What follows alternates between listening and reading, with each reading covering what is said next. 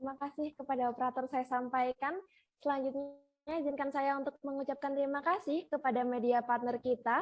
Yang pertama ada @seminar.up, kemudian @info-event-jatim, kemudian ada @support-seputar.info.id. Kemudian ada sponsorship kita, ada Ines, dan nggak lupa juga partnership kita ada Indonesia Millennial Connect Regional dan juga Kompat Kognitif Indonesia Millennial Connect Padang dan juga Indonesia Millennial Connect Malang. Dan yang terakhir dan nggak kalah penting adalah supporter kita yaitu aksiberbagi.com. Jadi terima kasih banget buat teman-teman yang sudah terlibat di acara kita. Semoga apa yang udah kalian berikan ke kami bisa sama-sama memberikan manfaat ya satu sama lain. Dan untuk selanjutnya nih bakalan ada pemaparan dari sponsor kita kepada Ines. Saya persilahkan.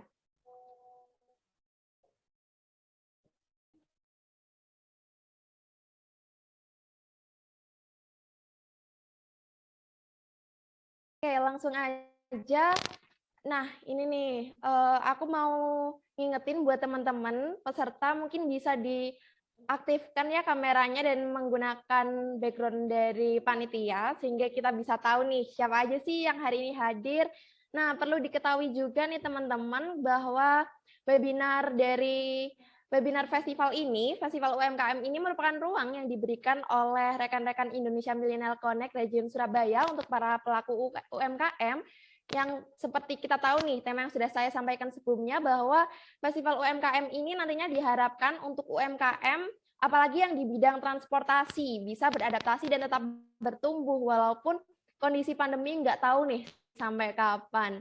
Dan para pelaku UMKM juga nantinya akan dibekali dengan materi yang menarik yang bakalan dibawakan oleh narasumber kita tentang bagaimana sih menginterpretasikan peluang bisnis transportasi di masa pandemi.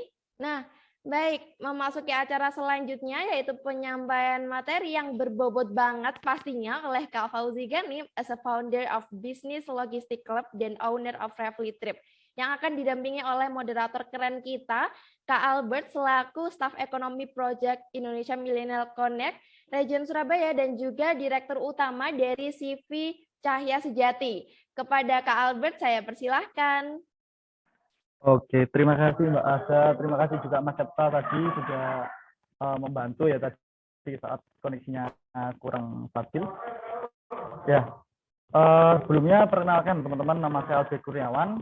Di sini saya bertugas sebagai moderator dan juga sebelumnya saya juga tergabung di Indonesia Millennial Connect Surabaya, Staf Ekonomi Project. Assalamualaikum warahmatullahi wabarakatuh, salam sejahtera bagi kita semua. Shalom, Om Swastiastu, Namo Buddhaya, dan salam kebajikan. Nah, sebelum saya masuk ke lebih dalam ini teman-teman kabarnya gimana ini? Aku harap baik-baik aja ya di kondisi yang seperti ini. Aku harap kita semua masih dalam perlindungan Tuhan dan juga Allah Subhanahu Wa Taala. Dan saya juga berdoa agar teman-teman sekalian ini terus dampingi dalam bisnis dan segala hal. Nah, ini kita kedatangan seorang narasumber keren, teman-teman. Namanya Mas Fauzi Ghanim. Beliau adalah founder of Business Logistic Club and owner Revely Trip. Nah, seperti yang sudah dipaparkan sama Mbak Aza tadi ya, Mas Fauzi Ghanim ini narasumbernya nggak main-main, nggak kaleng-kaleng, dan juga akan memberi manfaat untuk kita semua sebagai peserta dan juga untuk mengimplementasikan dalam kegiatan kita, dalam bisnis kita sehari-hari. Oke, daripada berlama-lama lagi, Mas Fauzi, apakah sudah ready? Halo. Oke, Mas Fauzi, ini kita sharing-sharing sedikit lah. Mas Fauzi di mana ini posisinya? Saya di rumah. Oh, di daerah mana, Mas? Saya di Bekasi, Mas. Oh, Bekasi. Ini sudah berapa lama, Mas, menekuni bidang-bidang seperti ini? Udah berapa lama berbisnis seperti ini? Berbisnis memulai dari awal itu udah berapa lama? Saya itu bisnis sejak 2015 ya, 2015 berawal dari main di tour and travel. Suara saya aman nggak nih? Sedikit putus-putus sih Mas tadi Mas, tapi udah normal. Oh iya ya, nanti kalau agak putus-putus info aja ya, takutnya nggak ini. 2015 saya mulai bisnis tour and travel, Mas. Jadi di situ saya buka-buka open trip internasional, dan apa namanya, sebetulnya kalau untuk di bisnis logistik itu saya baru 1 tahun lebih lah, tepatnya itu pada saat pandemi ini. Mungkin nanti akan saya jelaskan lebih detail. Oke, siap. Ya, hari ini kita mengambil tema peluang kesuksesan bisnis transportasi di masa pandemi. Daripada berlama-lama lagi, untuk waktu dan tempat pemaparan pada Mas Fauzi Ganim dipersilahkan. Baik, ya. Terima kasih, Mas Albert.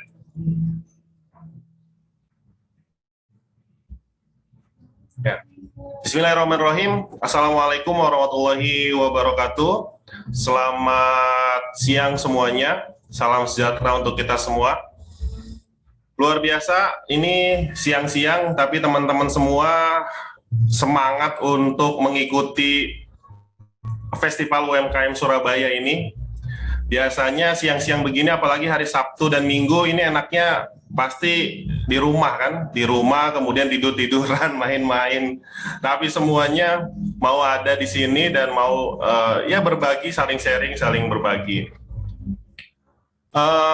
Kemudian saya juga mengucapkan terima kasih buat teman-teman dari Millennial Connect yang sudah mengundang saya untuk sharing pada kesempatan kali ini. Saya juga sempat awalnya bingung bisa ketemu nomor saya dari mana, tapi tiba-tiba masuk. Halo, Mas. Karena memang saat ini saya di Indonesia Millennial Connect ya. Ya, terima kasih. Dan saya udah mengucapkan terima kasih juga tadi buat teman-teman. Dan sebelum perkenalkan, nama saya Fauzi Ganim. Saya mulai bisnis, saya masih muda ya sebetulnya. Jadi usia saya itu belum melebihi 30 tahun. Mungkin kalau dibilang milenial, saya masuk milenial ya.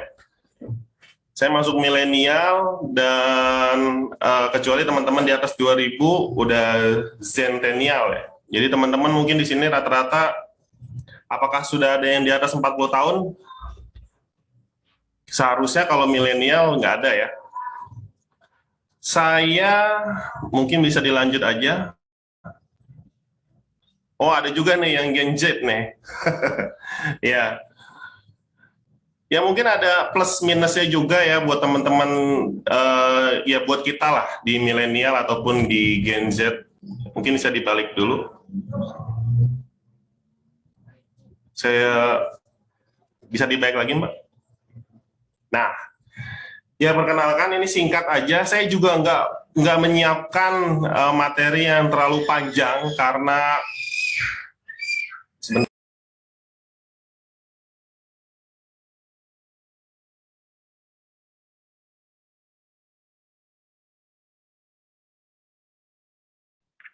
Halo, Mas Fauzi.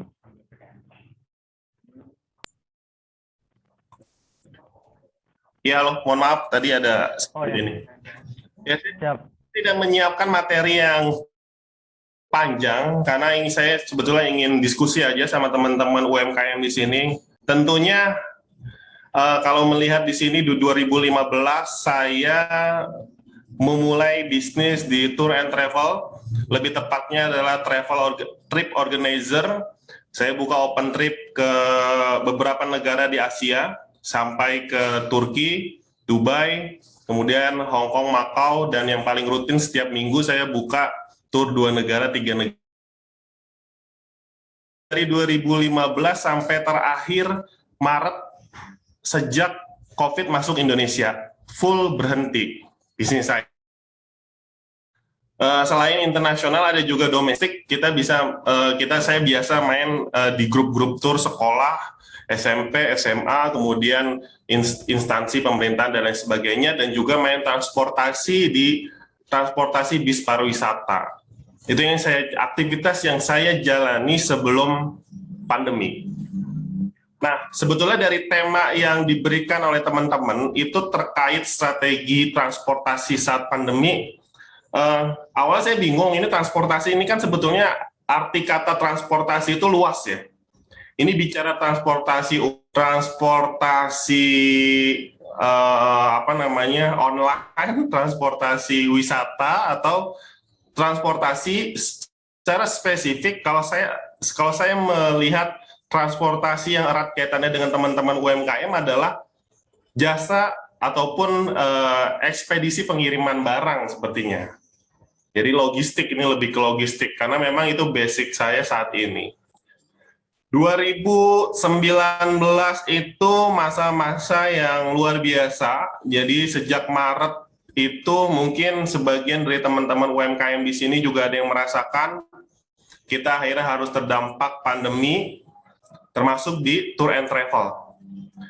Syukur alhamdulillah bisnis ataupun sistem yang saya miliki yang mensupport saya untuk operasional travel itu melakukan development, jadi pengembangan. Pengembangannya adalah adanya menu tambahan yaitu untuk bisnis ekspedisi. Dan yang lebih kerennya lagi adalah ini bisa mensupport. Waktu awal-awal itu masih sekitar 5 ekspedisi masuk ke dalam satu sistem yang kita punya. Namun sekarang ini sampai 9 ke dalam sistem kita. Jadi seperti itu perkenalannya. Kalau untuk media sosial saya semuanya di Fauzi Ganim, itu akun-akun saya. Oke, bisa dilanjut, Mbak.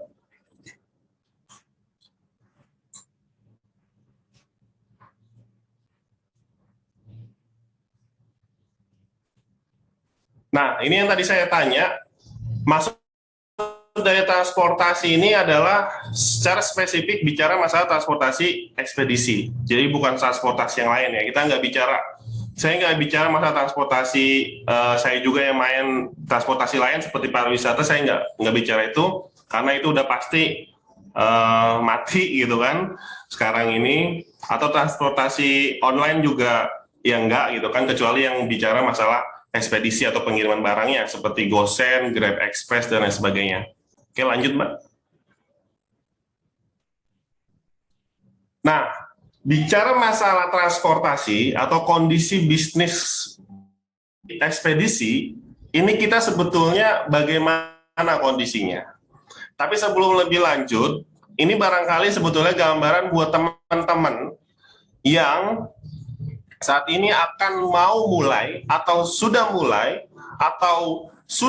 UMKM-nya, usaha UKM-nya udah mulai, tapi stuck, gitu kan? Atau yang terdampak, gitu kan? Memang pada akhirnya kita harus betul-betul melihat bahwa bisnis kita ini ada di posisi yang mana. Kalau di sini ada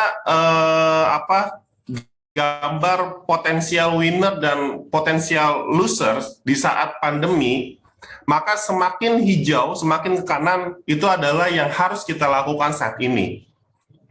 Bicara tourism adalah yang paling merah di bawah, itu bisnis saya. Mau tidak mau, untuk saat ini saya harus bungkus dulu. Sama sekali saya nggak promosi, walaupun teman-teman di asosiasi itu selalu menyemangati ya, ngasih motivasi, ayo Mas Fauzi, ayo kita mulai, teman-teman di Bintan, teman-teman di Lombok, kasih penawaran, ayo jualin dong, jualin gitu. Saya bilang nggak bisa, sebelum pandemi ini benar-benar pergi dari Indonesia, kita nggak bisa gitu. Ya, sebetulnya kadang juga kita berpikir ya, kalau ngelihat semalam ada beberapa hari lalu ngelihat pertandingan bola di Eropa sudah buka-buka masker segala macam kan, penonton banyak. Tapi di Indonesia enggak gitu kan. Nah, kadang kita juga disitulah kita merasa sedih gitu kan. Tapi ya sudahlah, ini memang yang terjadi. Jadi bicara tourism lupakan, bicara otomotif. Kebetulan mertua saya juga di otomotif, di Auto 2000, terpaksa proses penjualan segala macam turun drastis banyak banget. Apalagi bicara aviasi, walaupun masih ada perjalanan kita kemanapun, tapi ya itu serba terbatas. Saat ini ada info terbaru, umroh juga dibuka, tapi problemnya adalah Indonesia masuk list yang belum bisa diterima jamaahnya. Bicara masalah real estate atau properti juga sulit. Memang sebagian orang bilang pelaku properti oke-oke aja. Cuma masalahnya berapa banyak yang dia closing gitu kan. Itu kalau dulu mungkin sebelum pandemi mereka oke, tapi sekarang juga sulit. Orang dibanding harus spend money untuk investasi properti, lebih baik untuk disimpan untuk mengcover biaya hidup sehari-harinya. Itu manufaktur juga sama, apalagi financial service atau jasa keuangan, ya orang sulit mendapatkan uang, kemudian bagaimana bank mau mengucurkan uangnya, karena bisa jadi kredit macet. Yang ada aja semua leasing itu, teman saya di leasing juga bilang sulit, bahkan dia udah banyak banget, biasanya dia ngeluarin kredit ya, ngasih kredit kepada kreditur, tapi sulit. Yang ada dia nahan, malah yang harusnya marketing untuk mencari nasabah harus dilarikan untuk mengcollecting ke nasabah karena banyak yang macet. Mungkin kalau udah masuk dari edukasi sampai ke yang lainnya itu lebih oke lah. Udah ke kuning itu ada peluang yang menjanjikan gitu kan. Apalagi kalau bicara masalah kesehatan, kemudian internet, e-commerce. Nah, pertanyaannya adalah, bicara bisnis logistik itu ada di mana? Kan seperti itu. Bisnis logistik itu sebetulnya adalah bisnis yang terdampak positif. Saya katakan bisnis yang terdampak positif. Dari mana? Dari e-commerce. Ya, e-commerce. Tapi nanti kalau bicara e-commerce juga turunannya banyak. Produk apa dulu gitu kan? Maka produk-produk yang ada di sinilah, yang bagus dijual di e-commerce. Nah, maka teman-teman kalau yang saat ini mau mencoba membuat atau meng-create produk, memproduksi produk yang sebetulnya nggak dibutuhkan banget sama masyarakat, jangan bikin dulu sebetulnya. Kecuali kalau misalkan itu kebutuhan pokok, itu yang memang dibutuhkan masyarakat, ya silakan. Itu memang yang laris manis di e-commerce gitu. Nah, dengan banyaknya masyarakat yang beraktivitas di rumah, nah ini sebetulnya mulai dari pertengahan 2020 nih, masyarakat disuruh lockdown, PSBB segala macam, work from home. Ini semua aktivitas di rumah kan. Kemudian aktivitas di rumah ini termasuk mereka berbelanja pun dari rumah. Maka e-commerce ini mengalami peningkatan yang luar biasa. Pengguna internet semakin. Nah, maka secara tidak bisnis jasa pengiriman barang atau yang kita sebut bisnis logistik. Jadi tepat tuh. Jadi sistem saya development, kemudian permintaan meningkat, akhirnya menjadi menarik. Saat ini member di jaringan saya aja, di grup saya aja, itu hampir 200 hanya dalam waktu efektif sebetulnya 4-5 bulan aja. Nah, bisa lanjut, Mbak. Nah, lalu apakah betul bisnis logistik itu memang kondisinya lagi oke saat ini? Mari kita lihat datanya. Lanjut, Mbak.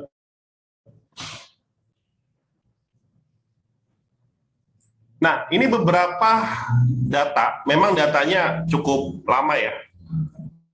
Waktu itu di November, kemudian pokoknya akhir tahun 2020.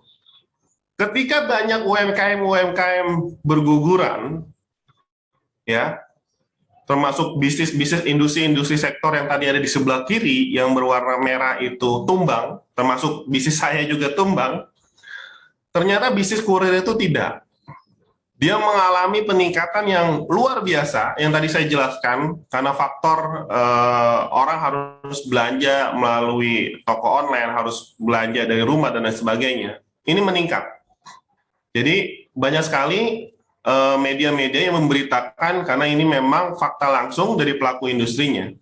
Kemudian lanjut.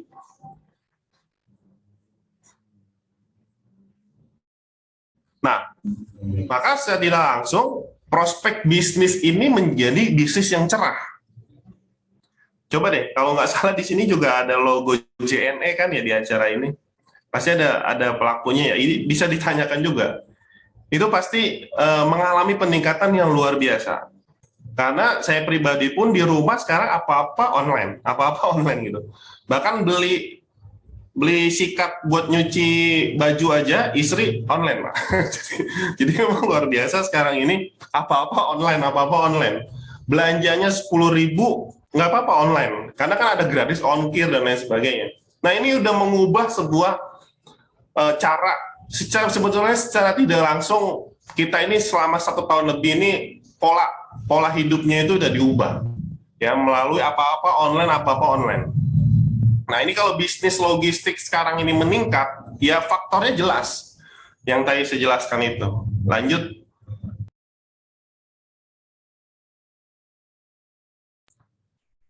Nah lalu sebetulnya buat teman-teman, kalau saya ingin memberikan sebuah insight buat teman-teman, apalagi pelaku UMKM, apa sebetulnya yang harus kita lakukan?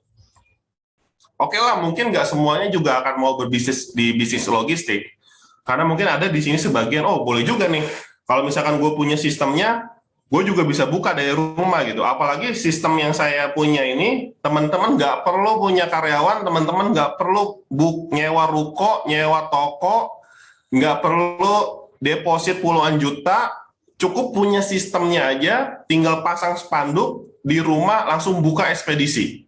Di situ udah ada si Cepat, ada Ninja, ada JNT, ada dan lain sebagainya.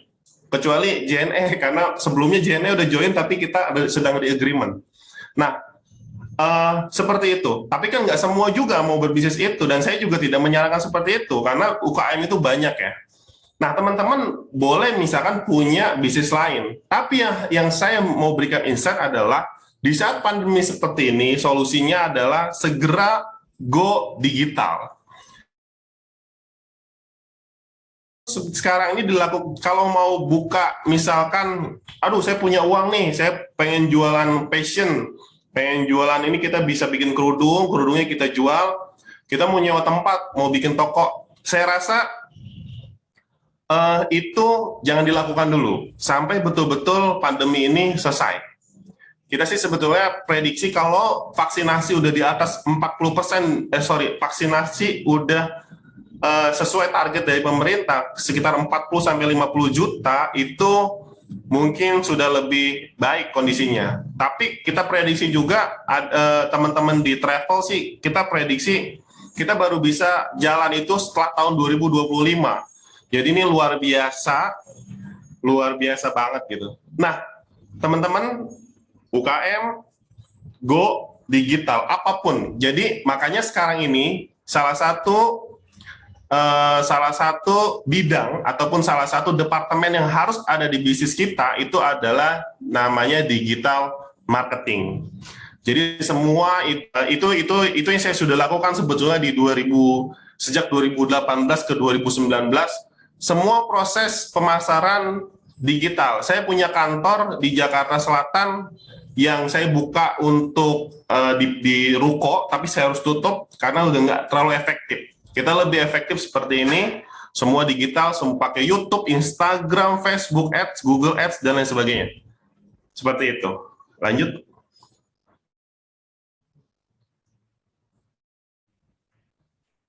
Nah, kalau kita balik lagi ke sini, ya, apapun bisnis Anda yang ada di sebelah kanan, ya, yang ada di kolom yang warna hijau, itulah solusinya yang harus Anda lakukan. Anda bisa bermain di situ. Kemudian, ketika Anda sudah main di situ, maka Anda harus segera mungkin main digital. Yang paling oke juga saat ini sebetulnya kita main YouTube, ya. Jadi teman-teman UMKM, saya benar-benar menyarankan buat yang sudah punya produk, segeralah membuat channel YouTube. 80% penjualan saya saat ini dari 200 hampir 200 member yang buka bisnis ekspedisi bersama saya, itu 80%-nya adalah berasal dari channel YouTube saya. Nah, dan beberapa data yang saya dapat pun itu saat ini media sosial yang paling oke di Indonesia, hampir di seluruh dunia, bahkan YouTube nomor 1. Jadi teman-teman bikin aja, mau videonya cuma bikin misalkan dari HP, halo guys, begini-gini aja, ini produk saya, ini begini-begini. Terus editnya gimana, Mas? Nggak usah diedit. Udah begini-begini, kemudian langsung aja diposting, langsung aja diupload ke YouTube tanpa diedit. Justru yang tidak diedit itu terkadang algoritma dari Google, algoritma dari YouTube itu suka. Banyak juga kok. Saya ada yang teman yang dia bisnisnya properti, dalam waktu singkat 12.000 subscriber dia bisa jualan. Ada yang hidroponik, dia cuma begini-gini aja dapat 20.000 subscriber. Sekarang udah oke gitu kan. Nah, ada yang jualan apa? Kelapa kopior. Kelapa kopior, ibu-ibu ini nggak bisa ngedit. Yang ngomong juga bukan dia. Dia cuma datang ke tempat kelapa kopior, bibit kelapa kopior, dia datang. Padahal bukan kelapa kopior dia, kelapa kopiornya orang gitu. Terus dia datang, Bu, gimana, Pak, gimana kelapa kopiornya, berapa harganya, bagaimana cara ininya, direkam tapi sama dia sambil megang HP. Terus aja dia ngomong kayak gitu. Udah, setelah itu pulang, diupload sama dia. Closing. Padahal bukan kelapa kopior dia, bukan tempat dia, dan dia nggak punya apa-apa, dia cuma gitu aja. Nah, sekarang teman-teman bisa lakukan seperti itu. Ini pun yang saya lakukan di Bekasi dan di Depok. Saya membangun namanya Depok Digital Center. Di situ setiap minggu kita berbagi khusus untuk ngebahas digital marketing, salah satunya adalah YouTube marketing. Jadi terus saja, udah setiap hari bikin konten, setiap hari ngonten, ada lama-lama. Karena saya udah membuktikan itu. Nah, lanjut.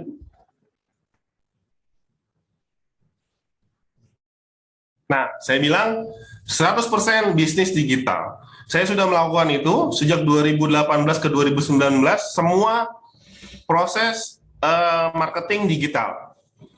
Untuk bisa, saya sedikit cerita, kenapa saya bisa bikin open trip ke, nggak apa-apa ya, saya jadi sedikit ngomong masalah marketing ya. Saya menjalankan, kenapa saya setiap minggu bisa bikin open trip 10-20 orang ke Singapura, 10-20-30 orang ke Singapura, Malaysia, Thailand, itu rutin ya. Paling sedikit sebulan itu 2 kali saya ada trip. Itu hanya dari Instagram. Jadi hanya dari Instagram. Yang saya lakukan adalah saya memiliki 20 akun Instagram, di mana 20 akun Instagram itu setiap hari posting, minimal 20 kali posting, dengan minimal 30 hashtag, itu rutin. Jadi semua yang berkaitan dengan travel, open trip, dan lain sebagainya itu kita yang nguasain keyword-keywordnya. Nah, itu yang dilakukan. Lanjut, Mbak. Nah, dan saya punya sistem travel pun, itu bukan travel yang konvensional. Mohon maaf, ada yang memang pemain travel tour segala macam itu datang ke sekolah-sekolah gitu kan. Dia datang ke kantor ngasih penawaran, ke instansi ngasih proposal segala macam. Saya udah nggak melakukan itu. Yang saya cuma lakukan adalah saya membuat website, saya promosi di semua media sosial, termasuk yang tadi saya bilang Instagram. Kemudian saya paid promote, saya bikin ads segala macam, Google Ads, Facebook Ads segala macam. Itu yang saya lakukan. Dan saya juga udah punya sistem travel online. Seperti itu. Lanjut. Nah, kemudian saat ini sistem ekspedisinya pun online. Jadi hanya dengan dari handphone, kita udah bisa bertransaksi. Jadi sebetulnya nggak perlu punya printer, nggak perlu punya laptop, nggak perlu punya ya dan lain sebagainya. Cukup dari handphone aja transaksi, dapat nomor resinya, tulis, nanti kurir datang, jemput. Lanjut. Dan yang menarik lagi saat ini, ya ini ada hikmah di balik pandemi, bahwa kita harus pivot ya. Kalau saya belajar dari senior-senior saya juga, ya sudah, pandemi biarlah pandemi, tapi kita harus pivot bisnis, kita harus tinggalkan dulu sementara travelnya.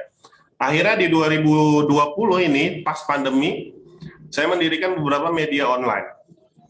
Media online di bawah PT Urban Media Kreasi, Urban Jabar, Urban Depok, Urban Times. Saat ini memang yang sedang difokuskan di Urban Jabar, dan Urban Jabar ini bagian dari grup Pikiran Rakyat. Dan kita disupport full, dan lain sebagainya. Dan semua income pun kita dapatkan online gitu. Jadi kalau media lokal itu kan koran segala macam, dia cari iklan dari perusahaan atau dari pemerintah. Kita enggak. Mungkin directnya cuma 20% aja. Bahkan yang lebih banyak, 80% itu dari ads, dari Google Ads. Dan kita sudah Google Partner, makanya uangnya lebih besar dari Google AdSense yang biasa. Nah, ini online lagi. Jadi kalau dibilang online ya harus online. Teman-teman UMKM ya harus online. Lanjut, Mbak. Nah, udah. Jadi saya segitu aja. Alhamdulillah nggak sampai 1 jam ya. Ada ya? Nggak sampai 1 jam. Nggak sampai, Mas. Ya. Nggak sampai. Mudah-mudahan singkat itu bisa jelas, tapi ya enak lebih banyak kita diskusi aja. Tapi tadi saya mau ngelantur sana ngelantur sini ngomongin marketing, nggak apa-apa ya? Wah, itu malah bagus, Mas. Saya Mudah-mudahan malah bermanfaat. kalau saya pribadi ya mendapatkan ilmu itu banyak banget hari ini, Mas. Karena melihat tadi promosi-promosinya, oh ternyata seperti itu ya cara lebih baiknya untuk berpromosi, untuk mengembangkan sayap kayak gitu. Oke, sebelum masuk ke sesi pertanyaan ini, Mas, ini ada dari pihak sponsor Ines, mungkin pada panitia yang bertugas bisa diambil terlebih dahulu. Iya, Kak. Udah masuk kita dari Ines. Siap, Mbak. Monggo. Baik, Kak Albert, terima kasih atas waktunya. Assalamualaikum warahmatullahi wabarakatuh. Waalaikumsalam warahmatullahi wabarakatuh. Puji syukur kita panjatkan kehadiran Allah SWT yang telah melimpahkan rahmat dan karunia kepada kita semua, sehingga kita bisa bertemu di forum webinar pada siang hari ini dengan tema peluang kesuksesan bisnis transportasi di masa pandemi. Yang kita hormati pemateri kita yang hadir pada hari ini yaitu Kak Fauzi Ganim. Selamat siang, Kak. Dan juga kita ucapkan terima kasih kepada panitia yang telah memberikan waktu dan kesempatan kepada kita, sehingga kita dapat super hadir dalam webinar siang hari ini. Dan tak juga lupa kita ucapkan terima kasih kepada peserta yang telah meluangkan waktu untuk bisa hadir di forum webinar kita. Sebelumnya, perkenalkan saya Yela Anissa, tim promosi dari Ines Kosmetik. Sedikit Yela akan menjelaskan tentang dari brand Ines Kosmetik. Ines Kosmetik adalah brand kecantikan Indonesia yang diproduksi sejak tahun 1998 di Singosari, Kota Malang. Dan juga Ines Kosmetik telah mengantongi sertifikat halal dari MUI. Dan Ines Kosmetik aman digunakan setelah diuji secara klinis dan juga dermatologis dari BPOM, sehingga Ines Kosmetik aman dari bahan berbahaya seperti merkuri dan hidrokinon. Dan juga Ines Kosmetik terdiri dari skincare, body care, dan juga makeup. Jadi Ines Kosmetik tidak hanya digunakan untuk wanita aja, untuk para lelaki juga bisa, karena kita ada skincare dan body care-nya juga. Dan juga baru-baru ini Ines Kosmetik telah meluncurkan produk terbaru yaitu Pure Gentle Makeup Remover, yaitu pembersih wajah satu langkah, non-alkohol, aman untuk semua jenis kulit. Dan juga yang lagi ada gencarnya dari Ines Kosmetik itu Exfoliating Lotion. Exfoliating Lotion itu adalah toner wajah yang bisa membantu untuk meremajakan kulit, mengecilkan pori-pori, dan menipiskan flek hitam pada wajah. Karena exfoliating lotion dari Ines Kosmetik dia mengandung AHA, allantoin, dan pH hazel. Jadi untuk semua yang berada di forum webinar ini, yang berminat dengan produk Ines Kosmetik, bisa di-download aja di aplikasi kita di Play Store. Di sana ada My Ines, di sana ada katalog beserta harganya, dan bisa dibeli melalui Shopee, Lazada, atau di Blibli. atau bisa juga dibeli di toko-toko kosmetik daerahnya. Mungkin tidak terlalu panjang perkenalan dari kita. Terima kasih atas waktunya. Mohon maaf apabila kesalahan. Semoga apa yang disampaikan oleh pemateri bisa bermanfaat bagi kita. Akhir kata, Assalamualaikum warahmatullahi wabarakatuh. Kita kembalikan ke moderator, Kak Albert. Terima kasih Mbak Yela dari Ines. Ya, ini sedikit ada tambah download aplikasi Ines di Play Store ya Mbak tadi ya Mbak. Dan juga Ya, Ines ini udah lama ini, udah lama berkembang di sini, udah lama udah lama fokus di bidang-bidang seperti ini. Tapi sekarang ada yang terbaru ternyata. Saya baru tahu kalau misalnya ada produk-produk untuk laki-laki, Mbak. Iya, karena kan kita ada skincare-nya. Iya. Siap. Terima kasih Mbak Yela. Ya, sama Kak Albert. Mungkin teman-teman nanti kalau mau langsung aja di download aplikasinya dulu di Play Store, terus belinya langsung di Shopee dan platform lain ya Mbak. Oke. Kita kembali lagi ke materi ini. Oke. Selanjutnya, ini karena udah masuk pematerinya, udah selesai menyampaikan materi, udah selesai memaparkan.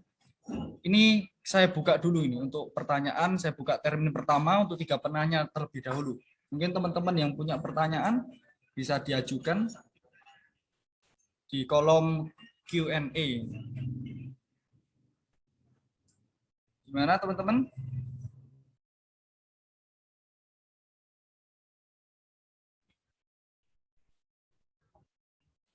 Ini karena belum ada, saya sendiri dulu aja Pak yang tanya Pak. Mas atau Pak ini Pak panggilnya ini? Mas aja Mas. Mas aja. Masih muda. Masih muda. Mungkin mukanya tua ya. Saya pikir umurnya udah 40, ternyata masih 20-an Pak. Ini jadi jutawan muda nih Mas Fauzi. Amin. Nah ini saya mau tanya Mas, jatuh bangunnya ini gimana sih Mas? Karena awal kan bisnisnya di turisme ya Mas ya. Ini setelah tiba-tiba ada pandemi ini penyesuaiannya berapa lama, terus gimana ini Mas? Mas Fauzi mengatasi awal-awal di masa pandemi ini gimana? Iya. Jadi sebetulnya ya kalau bicara terdampak dari yang tadinya stabil kita punya income gitu kan, tapi tiba-tiba pandemi dan lebih parahnya lagi kita harus stop kan. Jadi Maret itu emang betul-betul saya ingat terakhir itu 10 Maret tim saya itu masih ada di Thailand. Padahal itu tanggal 2 Maret itu sudah ada COVID yang masuk di Depok waktu dia 2 orang ya. Tapi 10 Maret kita masih ada di Thailand itu. Nah, kemudian setelah 14 orang udah takut karena berita di Indonesia juga udah parah kan. Nah, semenjak itu kita mutusin tur seharusnya di April, di Mei sebelum Lebaran 2 bulan itu kita masih ada tur. Tapi ternyata ya udah harus kita tutup. Kita nggak buka. Jadi teman-teman yang sudah join ya mau tidak mau kita akan nunggu di trip selanjutnya nanti setelah pandemi. Itu langsung drop kan, dan bisnis logistik itu belum ada. Jadi itu logistik itu baru ada Juli Agustus. Itu pun belum begitu ini ya, karena saya belum fokus. Nah, bicara masalah sulit ya sulit. Jadi saat travel pun kita mengalami hal-hal sulit lah.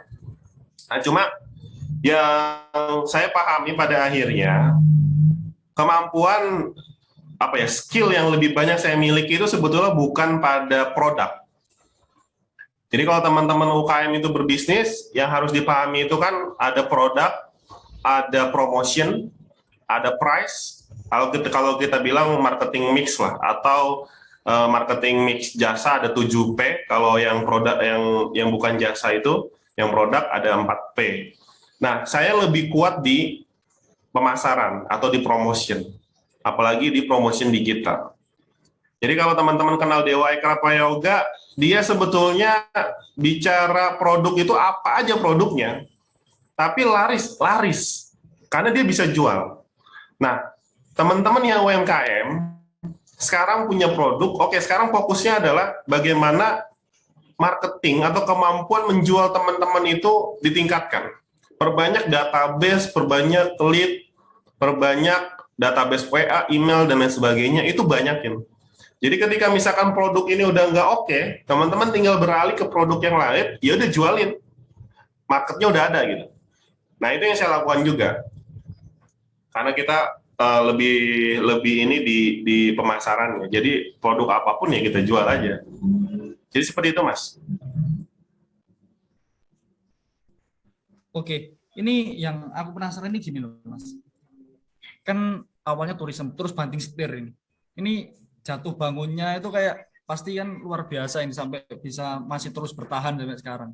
Ini pengalaman-pengalaman apalah, pengalaman spiritual atau pengalaman apa yang bisa membuat tetap semangat terus nggak patah gitu di tengah. Gitu. Ya. Yang pertama, kalau kemarin saya lakukan itu, teman-teman tour leader saya, tim saya, itu saya bebaskan untuk apapun mereka lakukan. Jadi kalau tour leader itu ada mungkin 10 orang lebih ya. Itu mereka saya bebaskan, mereka mau beraktivitas apapun. Karena saya juga nggak bisa menjamin mereka untuk bisa bertahan, atau saya pun yang akan menggaranti mereka. Karena saya juga nggak tahu pandemi ini sampai kapan gitu. Jadi silakan mereka mau jualan, ada yang jualan teh tarik, ada yang jualan udang itu silakan gitu. Nah, kemudian saya hanya berpikir adalah menenangkan diri, kemudian saya cari peluang, kemudian uang yang ada itu untuk mengcover ya untuk makan sebenarnya cukup ya. Jadi kita berpikir untuk makanannya dulu, untuk makan, untuk operasional yang ada. Semua kos-kos itu dibuang dulu lah. Sewa udah nggak ada, jadi dan sebagainya. Nah, baru dari situ ketika kita udah tenang, baru kita cari. Alhamdulillahnya ada bisnis ini. Saya terus pelajari. Jadi ini kita belajar cepat aja. Jadi bisnis logistik ini saya pelajari cepat ya. Gimana barang masuk itu saya harus melakukan apa. Kemudian barang itu dari sini dari pengirim kemudian ke kita nanti dijemput ke agen ke hub nanti kemana. Nah itu kita pelajari semua. Promosinya bagaimana segala macam cepat kita pelajari. Ya, alhamdulillah. Jadi kalau teman-teman, kalau yang mau kalau yang sudah ada yang hampir 200, saya tanya kenapa Anda mau buka bisnis ekspedisi, mau buka bisnis logistik, bukannya ke saya, enggak ke yang lain. Karena saya bisa menjelaskan dan membantu mereka untuk step by step-nya sampai buka. Karena ada yang cuma jual sistemnya aja, kemudian setelah dia dapat sistem dilepas gitu aja. Nah, saya nggak mau begitu.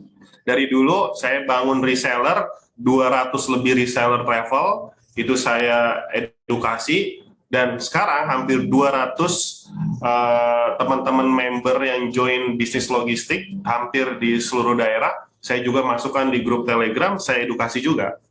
Nah, jadi seperti itu. Wah, luar biasa ini. Ini pematerinya luar biasa, Mas Fauzi ini luar biasa ini.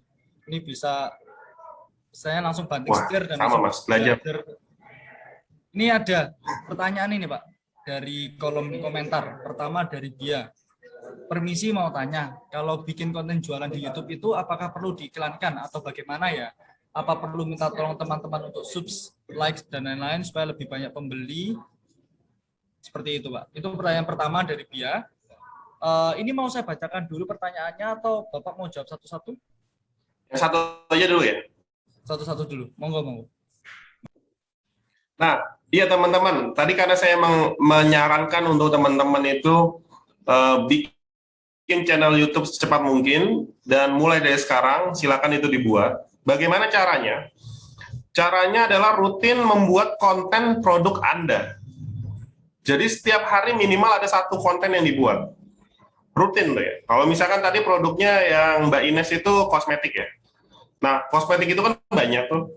Nah, dari satu produk ini, setiap hari ini aja showing atau testimoni atau produk knowledge tentang kosmetik itu.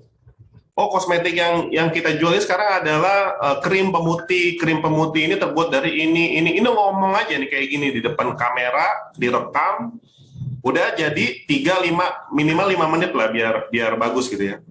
Google itu senang di atas 5 sampai 6 senang. Kemudian dibikin apa adanya, jangan nggak usah diedit dulu. Teman-teman jangan mikirin editing, karena ketika teman-teman mikirin editing, maka akan mentok. Nanti nggak akan jalan-jalan. Setiap hari bikin rutin dan tembak satu fokus produk teman-teman.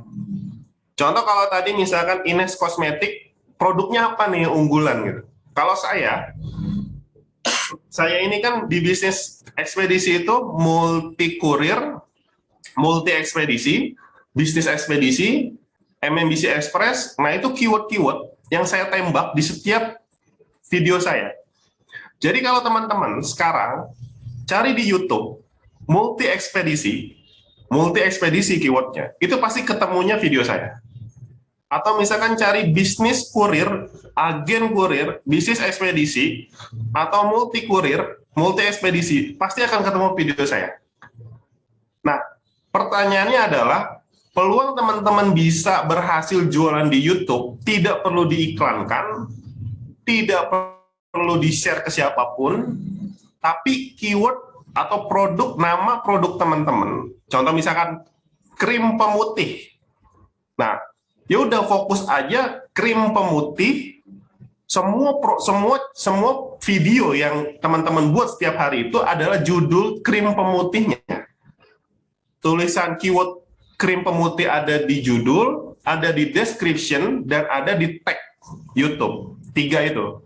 Ada di judul krim pemutih, ada di description krim pemutih, ada di tag krim pemutih. Bikin 30-40 hari rutin, pasti ketika orang mencari krim pemutih pasti akan ketemu produk teman-teman. Itu yang saya lakukan. TikTok juga bagus. Jadi nah enaknya ada TikTok. Jadi teman-teman bikin yang video yang yang 9x16 yang berdiri itu. Jadi bikin di TikTok, kemudian diposting juga di channel YouTube. Karena YouTube ini sekarang punya namanya short. Jadi video-video yang di bawah 1 menit itu juga potensial untuk mendapatkan viewersnya tinggi. Saya baru 1 minggu bikin channel YouTube. Saya bikin video-video short, video-video yang 1 menit itu. Saat ini ada 1 video yang sudah melebihi 20.000 view. Dan tentu itu sangat, dan subscribernya udah naik di atas 200. Itu hanya dalam waktu singkat ya, 1 minggu. Nah, short ya, jadi short, teman-teman bikin video yang 1 menitan di TikTok, kemudian diposting juga di YouTube sebagai video short. Jadi seperti itu, Mas, jawabannya. Oke, siap. Terima kasih Mas Fauzi. Ini ada lagi pertanyaan, ada Mas Salafuddin yang sedang residen. Boleh Mas Salafuddin disampaikan langsung pertanyaannya? Media sosial dengan jumlah user yang 2835 million adalah Facebook high active user. Hal apa yang membuat YouTube lebih unggul untuk menciptakan peluang bisnis tersebut? Karena jika dilihat traffic ads seperti Facebook, signifikan sekali naiknya. Ya, jadi gini, bicara masalah sumber traffic atau tempat kita jualan untuk teman-teman UMKM, itu ada 2, ya. Ada 2, ada yang namanya paid traffic dan ada yang namanya free traffic. Bicara free traffic, itu kita bicara Facebook yang biasa pastinya ya, status, kemudian Instagram, kemudian YouTube, kemudian local business optimization, teman-teman bikin artikel di website. TikTok, itu disebut free traffic. Ada yang juga paid traffic itu, dan semua ads itu. Nah, saya memang lebih senang bermain di free traffic. Ya, traffic. Membangun aset. Ya, ketika aset digital kita selalu ada di YouTube, sebelum YouTube-nya itu diblokir atau dihapus oleh Google, atau kita punya foto-foto di Instagram, sebelum Instagram kita itu diblokir sama Facebook, selama itu aset kita ada. Nah, saya senang yang kayak gitu. Nah, bicara masalah survei, Facebook yang lebih, saya dapat datanya itu dari Hootsuite. Saya nggak bisa nampilin karena lagi nggak ada di sini datanya. Dari Hootsuite itu mengatakan, Hootsuite itu mengatakan bahwa YouTube saat ini yang mendominasi. Nah, bicara masalah, sebetulnya begini, saya juga tidak akan menyarankan full teman-teman bermain hanya di YouTube, ya. Saya malah lebih menyarankan teman-teman main semuanya. Kalau rumus traffic saya itu ada, semua teman-teman harus pakai. Instagram pakai, YouTube pakai, Facebook pakai, TikTok pakai, kemudian artikel website bikin yang namanya artikel LBO, Local Business Optimization, teman-teman pakai, WhatsApp status pakai, semua pakai. Karena kita nggak tahu nanti mana yang akan leading dari semua yang kita gunakan. Ya, jadi seperti itu. Kalau bicara Facebook Ads ya pasti dia oke kalau dibanding, kalau mau banding YouTube dengan Facebook Ads ya Facebook Ads menang, apalagi iklaninnya satu bulan 1 miliar kayak yang jualan panci gitu kan, ya pasti dia leading gitu. Nah tapi kalau kita bicara masalah yang gratis nih antara Facebook sama YouTube, ya kalau saat ini saya bilang YouTube, kayak itu terbukti itu. Apalagi akun-akun di Facebook sekarang ini itu banyak juga yang akun-akun yang mohon maaf nggak jelas gitu kan, karena buzzer atau ya orang-orang ini sebenarnya bicara digital marketing teman-teman, ini mungkin insight buat teman-teman UMKM. Digital marketing itu akan selalu berputar dari satu ke satunya lagi. Ini harus dipahami ya. Jadi kita nggak bisa memang hanya suka pada satu ini. Saya waktu 2015 mulai travel, saya lebih banyak itu jualan di Google, di Facebook Group. Efektif banget. Jadi saya nyepam player open trip semua ke grup-grup travel, grup-grup yang di atas 10.000 jumlahnya. Saya nyepam itu dapat. Tapi kebijakan Facebook itu berubah. Jadi ketika kita terlalu banyak nyepam, ya dianggap spam sama Facebook dan nggak akan ditayangkan sama Facebook. Karena Facebook sudah beralih lebih aware terhadap Facebook Ads yang berbayar. Jadi buat yang gratisan-gratisan itu agak dikurangin. Nah kemudian beralih kemana? Ke Instagram.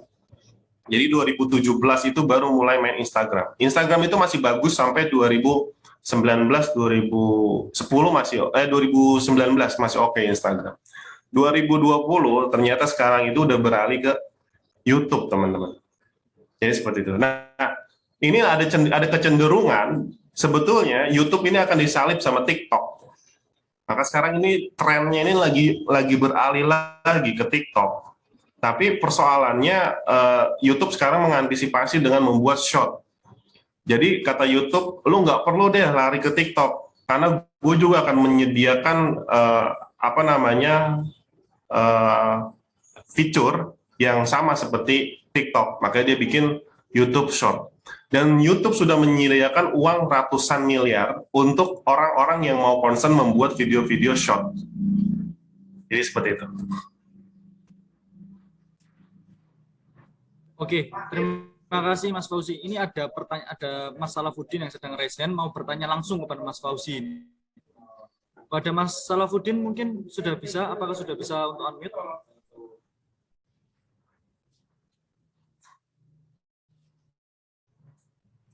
Mas Salafuddin, pada teman-teman panitia.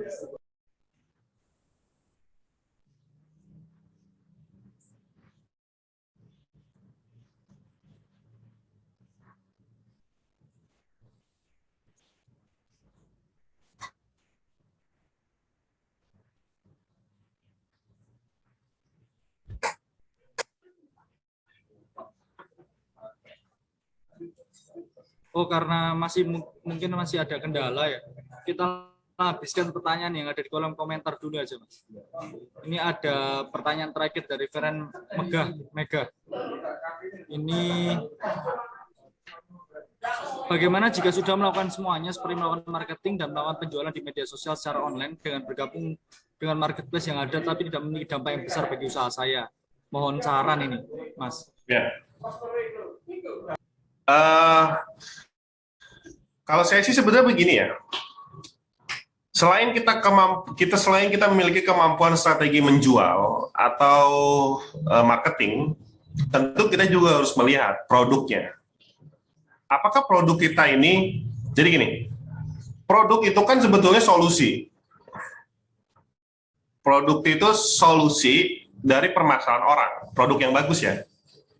Ketika kita memiliki produk, apakah ini sudah memberikan solusi terhadap permasalahan orang? Contoh misalkan, kenapa saya membuat media online? Karena memang saat ini zamannya orang banyak yang mencari informasi di Google. Nah, saya memberikan solusi untuk orang. Jadi ya udah, lo nyarinya di media gua gitu. Atau misalkan saya memiliki sistem untuk ekspedisi atau bisnis logistik. Nah, ini kan sebetulnya memberikan solusi. Solusi ke siapa? Solusi ke UMKM yang mau mengirim barang, tapi dia juga dapat cashback, gitu kan? Ini kan sebenarnya begitu. Kalau teman-teman kalau misalkan ke ekspedisi langsung kan, misalkan ya udah ongkirnya 100.000 ya bayarnya 100.000. Tapi kalau punya sistem yang saya develop ini, si UMKM itu ongkirnya 100.000, dia pakai si cepat bisa dapat komisi 25%. Jadi 25.000-nya balik. Atau saya juga memberikan solusi kepada orang yang kena PHK, orang yang pengen usaha sulit, orang yang pengen usaha tapi nggak tahu caranya gimana. Ya udah, lu beli sistemnya, gua ajarin caranya, gua ajarin cara bukanya, kan gitu. Itu memberikan solusi. Jadi pertanyaannya adalah, apakah produk yang kita miliki itu udah memberikan solusi kepada orang? Oke, iya mas, produk saya itu memberikan solusi kok. Saya punya produk ini gitu. Ini bagus buat orang juga terbantu. Oke. Kalau bicara masalah teman-teman promosi di semua channel yang tadi saya bilang itu, media sosial dan lain sebagainya, apakah teman-teman sudah melakukannya secara brutal? Jadi kalau free traffic itu kuncinya adalah brutal, kalau paid traffic itu adalah ketepatan dan banyaknya uang.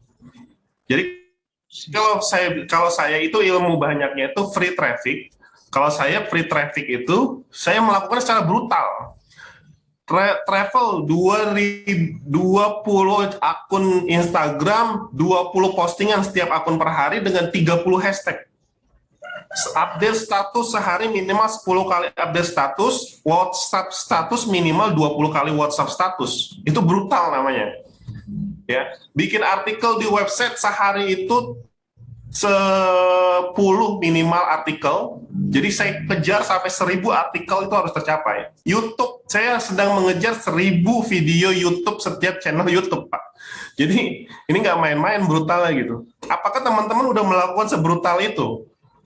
Atau brutal di page, Facebook Ads, YouTube, Facebook Ads, Instagram Ads, Google Ads. Apakah teman-teman juga sudah brutal mengeluarkan budget iklan di situ?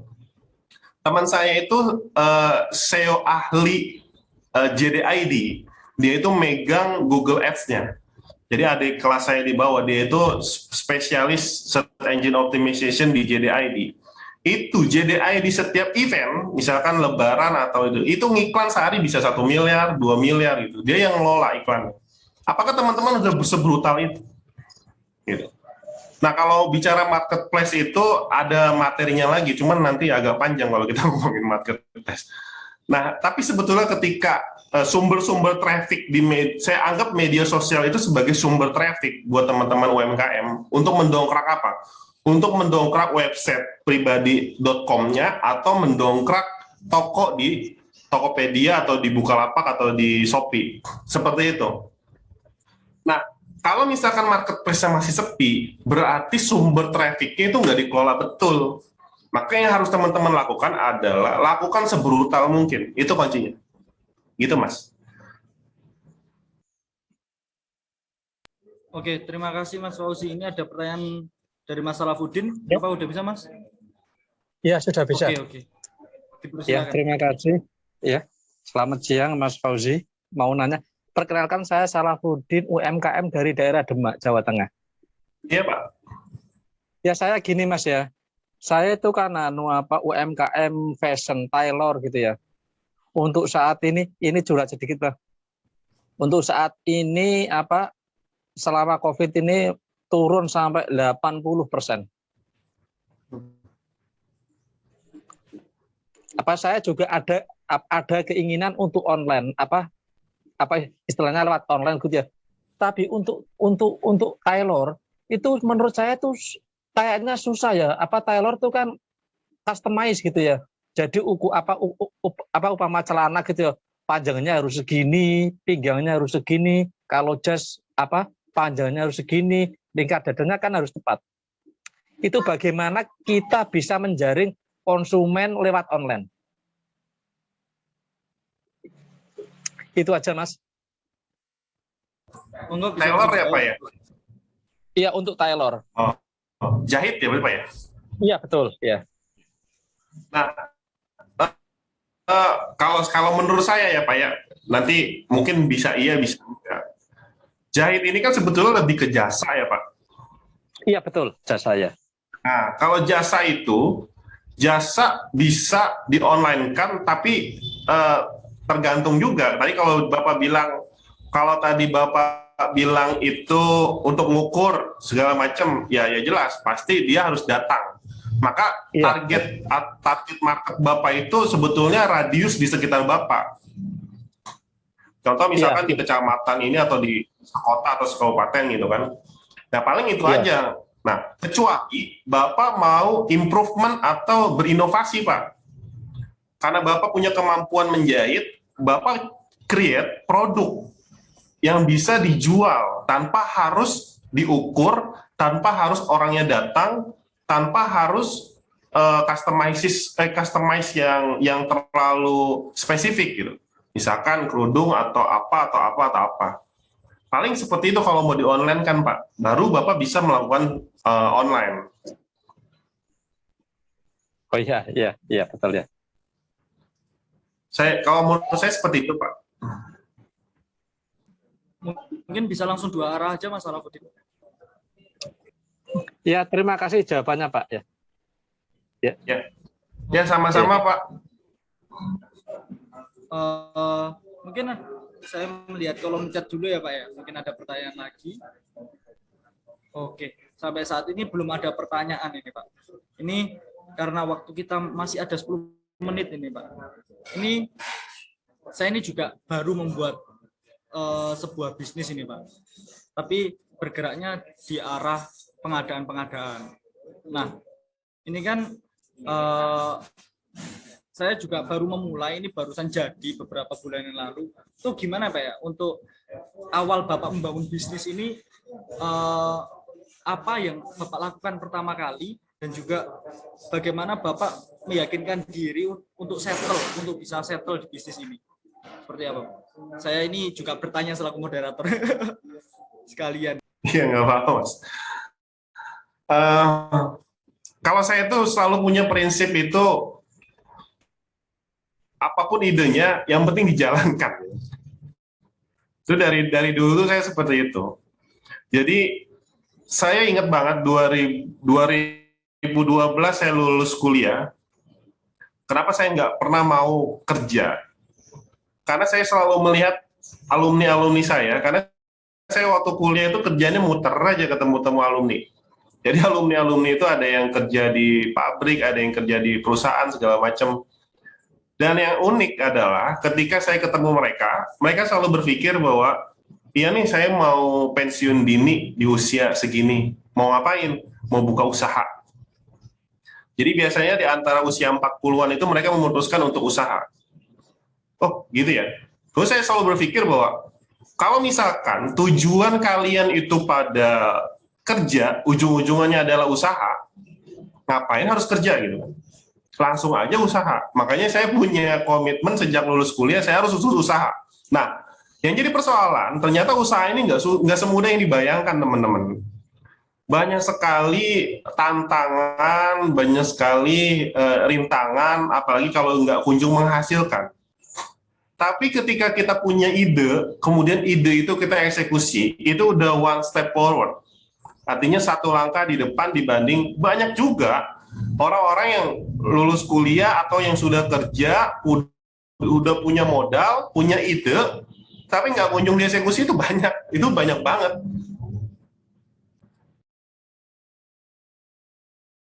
Oke, ya itu benar banget Pak.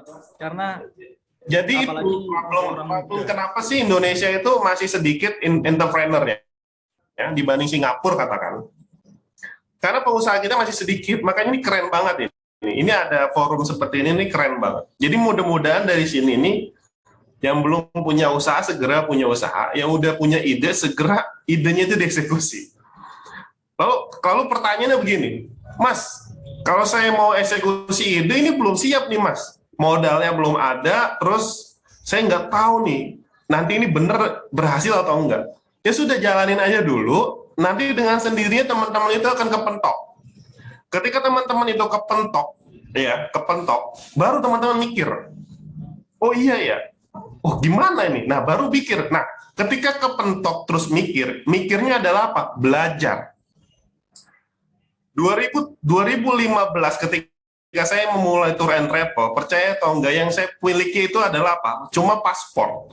Saya cuma punya paspor, kebetulan saya dikasih kesempatan sama senior saya, udah Fauji kamu kursus ya, saya kursusin. Terus setelah kursus saya bikinin paspor, suatu saat mungkin kamu saya ajak ke luar negeri. Oke, saya punya paspor. Kemudian saya tanpa waktu itu ada junior saya minta ditemenin ke Bangkok, ke Thailand. Bang, ayo bang anterin yuk ke Bangkok nih, gue mau survei. Saya ikut ke Bangkok. Tapi sambil saya berjalan ke Bangkok itu saya pelajari bagaimana ke imigrasi gitu kan, bagaimana ini ngurus itu, terus di sana kayak gimana. Sampai akhirnya kemudian dengan uang 3 juta 2015, dengan uang 3 juta saya tuh survei sendiri ke Malaysia dan Singapura. Tapi juga itu saya nggak tahu itu nanti beneran saya mau buka travel atau enggak. Tapi saya jalan aja dulu. Ternyata saya 2000 setelah pulang itu saya bikin. Padahal saya belum pernah jadi tour leader, saya belum pernah ngebawa orang ke Singapura, ke Malaysia. Saya udah buka aja baru pertama kali survei. Ternyata ada 30 orang yang daftar itu. Waduh, saya juga kaget kan. Saya bawa aja. Lama-kelamaan ternyata saya bingung. Waduh, ini gimana lagi ini kan. Saya coba bayangin teman-teman, saya buka tour and travel, tapi nggak pernah ngikut travel yang ada travelnya. Saya nggak pernah ngikut tour yang ada travelnya. Jadi saya nggak tahu, saya tahu kualitas pelayanan tour and travel saya nggak tahu.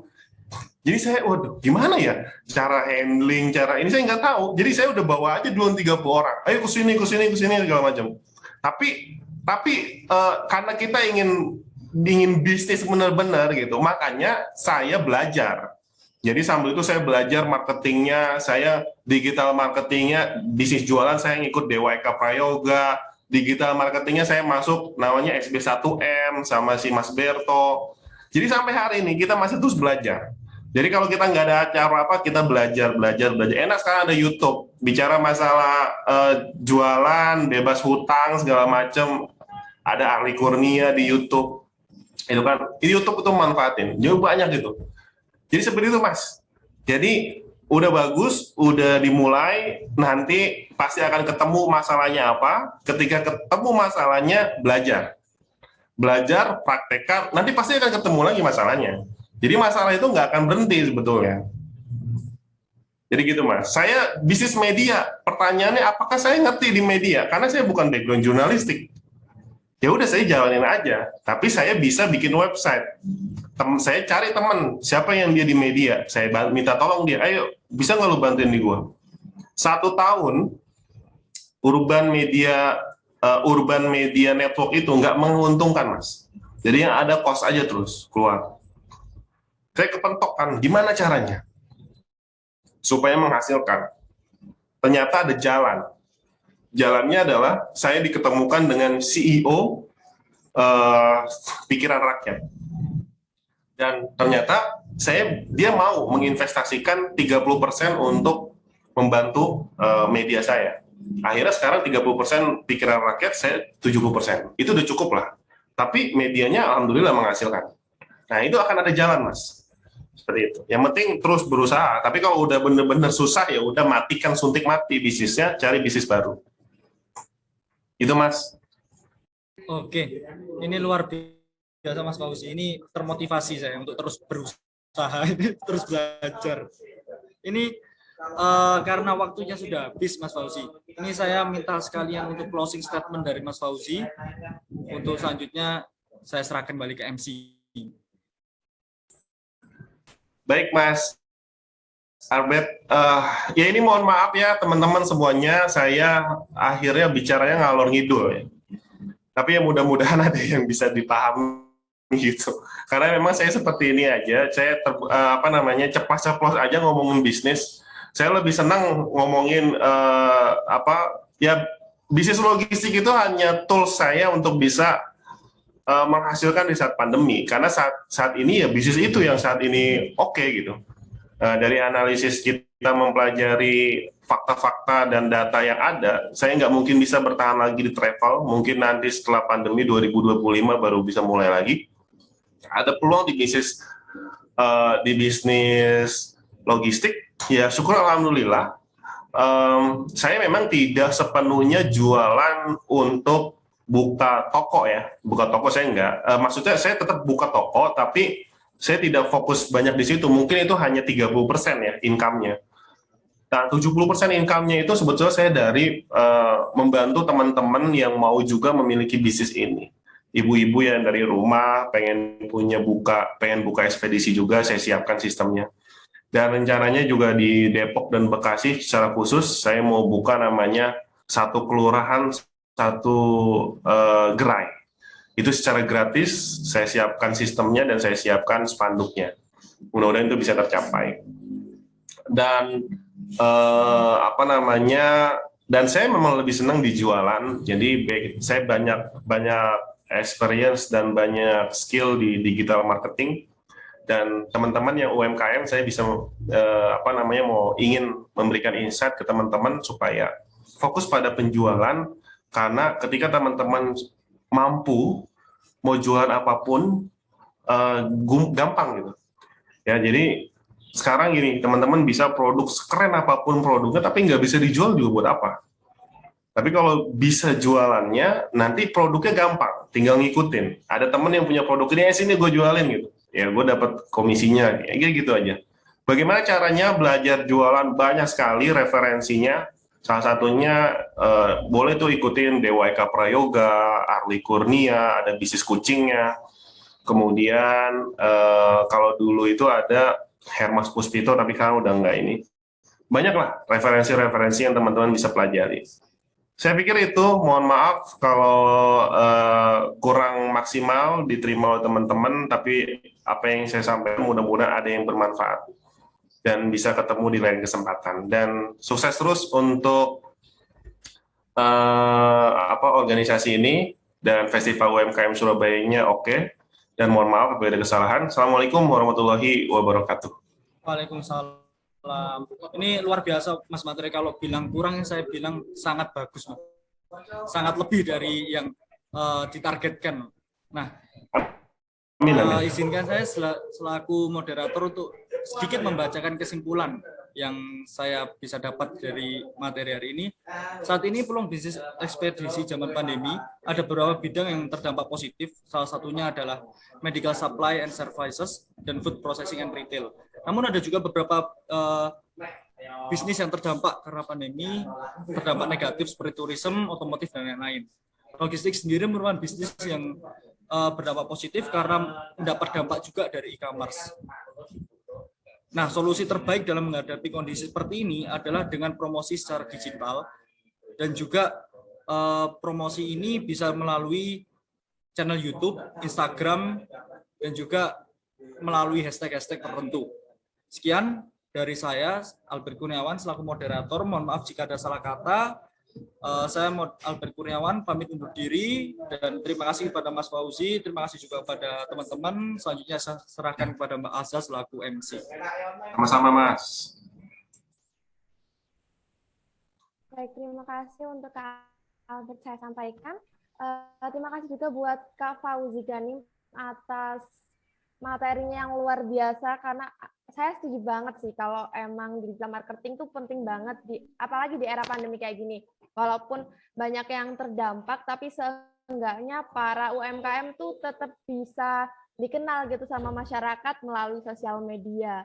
Nah, tapi yang paling penting nih teman-teman, walaupun inovasi udah dilakukan, tapi yang paling penting tetap harus jaga protokol kesehatan dan juga jangan lupa vaksin. Jadi nanti kita bisa jalan-jalan lagi pakai reply tripnya dari Kak Fauzi Ganim nih. Apalagi pakai itu, kosmetik dari Ines. Jadi kita nggak perlu pakai masker lagi. Nah, untuk sesi selanjutnya, yaitu pengisian form evaluasi kepada teman-teman, itu udah di-share sama kakak-kakak panitia, silakan diisi untuk 2 menit.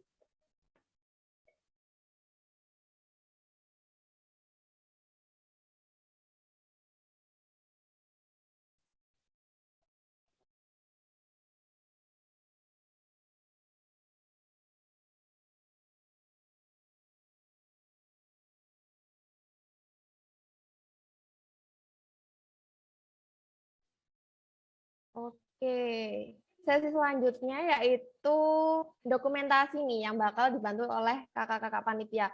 Untuk kakak-kakak panitia yang bertugas, saya persilahkan. Oke, teman-teman peserta boleh hidupin kameranya.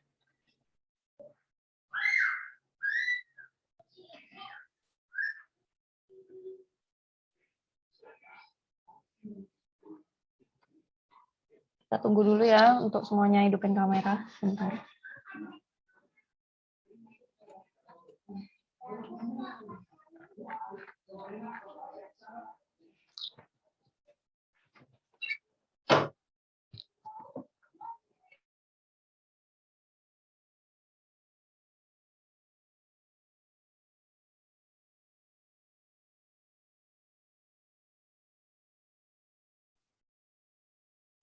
Ya, karena ini udah banyak yang hidupin kamera, kita mulai aja sesi fotonya. Ada 2 sesi, karena ini ada 2 slide. Slide pertama, kita mulai ya, jangan lupa senyum. 1, 2, 3. Oke, sebentar. Lagi ya teman-teman, yang di slide pertama. 1, 2, 3. Oke. Selanjutnya yang di slide kedua. 1, 2, 3. Siap. Lagi ya yang di slide kedua. Sekali lagi. 1, 2, 3. Sip. Terima kasih teman-teman. Baik, terima kasih kepada kakak-kakak panitia atas dokumentasinya. Alhamdulillah kita telah sampai di penghujung acara nih. Nah, karena tadi closing statement udah disampaikan oleh Kak Fauzi, jadi langsung aja saya ucapkan terima kasih kepada narasumber kita, Kak Fauzi, moderator kita, Kak Albert, serta para peserta yang telah menyimak acara dari awal sampai akhir.